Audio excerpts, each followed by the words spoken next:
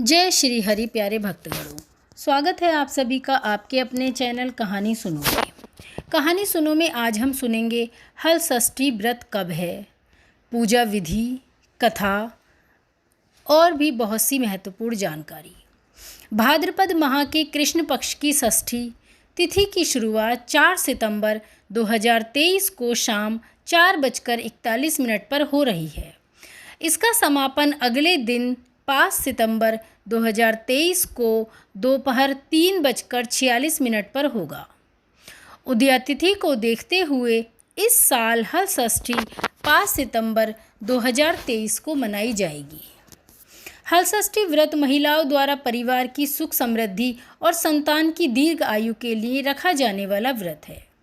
इसे देश के अलग अलग हिस्सों में अलग अलग नाम से जाना जाता है। यह मूल रूप से षष्ठी माता का व्रत है। बलराम जी के जन्म उत्सव के उपलक्ष्य में यह मनाया जाता है। बलराम का प्रधान शस्त्र हल है, इसी से इसे हलधर कहते हैं और यह व्रत हल षष्ठी कहलाता है। हल किसानों का भी प्रमुख औजार है जिनसे वे खेती का कार्य करते हैं, अतः यह त्यौहार मुख्यतः किसानों का है। इस दिन किसान अपने हलों की पूजा करते हैं। इस व्रत को विशेषकर नवविवाहित स्त्रियां पुत्र कामना से व विवाहित स्त्रियां पहली संतान प्राप्ति कर संतान की दीर्घायु कामना से इस व्रत को करती हैं। बलराम जी का संबंध हल से है और कृष्ण जी का संबंध गौपालन से, इसलिए इस व्रत में हल तथा गौ माता की पूजा की जाती है। इस कारण से हल जुते हुए जगहों का कोई भी अन्य व गाय का दूध, दही, घी आदि का प्रयोग इस व्रत में पूर्णतः वर्जित है। भाद्रपद मास के कृष्ण पक्ष का 6वां दिन अर्थात षष्ठी तिथि को ही हल षष्ठी व्रत किया जाता है। इसी दिन श्री बलराम जी का जन्म हुआ था और ये व्रत मुख्यतः संतान प्राप्ति के लिए होता है। हल षष्ठी व्रत में शिव परिवार अर्थात शिवजी, माता पार्वती, सिद्धि, बुद्धि सहित गणेश जी, स्वामी कार्तिकेय, इनके अलावा श्री कृष्ण व बलराम जी तथा हल षष्ठी माता की पूजन का विशेष महत्व है। हल षष्ठी देवी प्रकृति के छठे अंश से उत्पन्न होने के कारण ही इसे षष्ठी भी कहते हैं। बच्चों की अधिष्ठात्री होने से बालदा तथा विष्णु की माया होने के कारण यह विष्णु माया कही जाती हैं।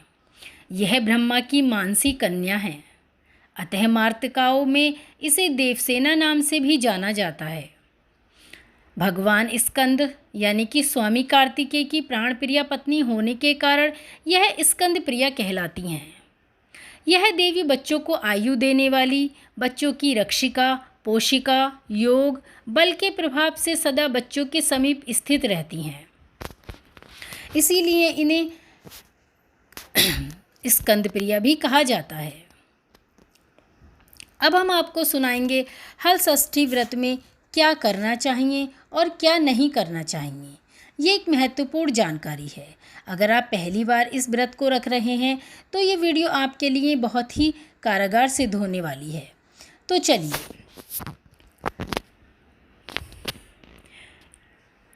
भाद्रपद माह में कृष्ण पक्ष की पंचमी को इस व्रत का नियम शुरू करें, अर्थात एक समय का भोजन कर हल षष्ठी व्रत करने का संकल्प करें। षष्ठी के दिन प्रातःकाल स्नान आदि से निवृत्त हो जाएं। एक बार धोया हुआ अर्थात नवीन स्वच्छ वस्त्र धारण करें। माता सौभाग्य का सारी श्रृंगार करें। पूजन वाले स्थल को अच्छी तरह गोबर लीप कर बनावटी तालाब बनाएं। इस तालाब में झरबेरी, ताश, गूलर तथा पलाश की एक एक शाखा बांधकर बनाएं और कलश रखें। गौड़ी गणेश को रखें, नवग्रह रखें, सभी का पूजन करें। पूजन में पसहर, चावल का अक्षत, भैंस का दूध, दही, घी का ही उपयोग करें। एक चौकी में मिट्टी से बने शिवजी, पार्वती जी, गणेश जी, कार्तिकेय जी की मूर्ति बनाकर रखें। काजल या दीवार पर षष्ठी माता का भैंस के घी में सिंदूर से मूर्ति बनाकर रखें। पूजन स्थल पर बच्चों का खिलौना रखें। हल छठ के समीप श्रृंगार सामान तथा हल्दी से रंगा कपड़ा भी रखें। पूजा में लाएं भुना हुआ सूखा महुआ चढ़ाएं। सतनाजा, चना, जौ, गेहूँ, धान, अरहर, मक्का तथा मूंग, चढ़ाने के बाद होली की राख, होली पर भुने हुए चने के होरा तथा जौ की बाली चढ़ाएं। अब हम आपको सुनाते हैं हल षष्ठी की व्रत कथा। मथुरा के राजा कंस अपनी बहन देवकी को विवाह उपरांत विदा करने जा रहे थे, तो आकाशवाणी के वचन सुन कि देवकी का 8वां गर्भ तेरी मृत्यु का कारण बनेगा, जानकर वह बहन बहनोई को कारागार में डाल देते हैं। और वासुदेव देवकी के 6 पुत्रों को एक एक कर कंस ने मार डाला। जब 7वें बच्चे का जन्म समय नज़दीक आया तो देवर्षि नारद जी वसुदेव देवकी से मिलने पहुँचे और उनके दुख का कारण जानकर देवकी को हल षष्ठी देवी के व्रत रखने की सलाह दी। देवकी ने नारद जी से हल षष्ठी व्रत की महिमा व कथा पूछी तो नारद ने पुरातन कथा कहना प्रारंभ किया। चंद्रवत नाम का राजा हुआ, जिनको एक ही पुत्र था। राजा ने राहगीरों के लिए एक तालाब खुदवाया, किंतु उसमें जल ना रहा, सूख गया।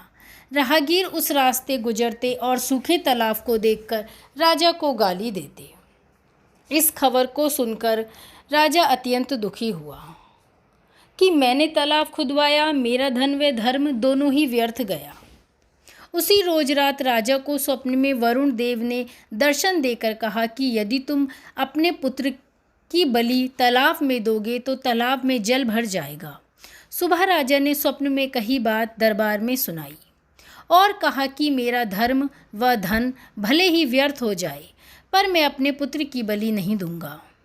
यह बात लोगों से होता हुई राजकुमार तक पहुंची। वह सोचने लगे, यदि मेरी बलि से तालाब में पानी आ जाए तो लोगों का भला होगा और इससे श्रेष्ठ कार्य कोई न होगा। यह सोचकर राजकुमार अपनी बलि देने तालाब में बैठ गया। अब वह तालाब पानी से लबालब भर गया। जल के जीव जंतुओं से तालाब परिपूर्ण हो गया। इकलौते पुत्र की बलि हो जाने से राजा दुखी होकर वन को चला। वहाँ 5 स्त्रियां व्रत कर रही थीं, जिसे देखकर राजा ने कौन सा व्रत और क्यों कर रही हो पूछने पर स्त्रियों ने हल षष्ठी व्रत की संपूर्ण विधि विधान उसे बताई। उसे सुनकर राजा वापस नगर को आया और अपनी रानी के साथ उस व्रत को किया। व्रत के प्रभाव से राजपुत्र तालाब से जीवित बाहर निकल आया। राजा परिवार सहित हल षष्ठी माता के जय जयकार कर सुखपूर्वक निवास करने लगा। तो ऐसी है हल षष्ठी की महिमा।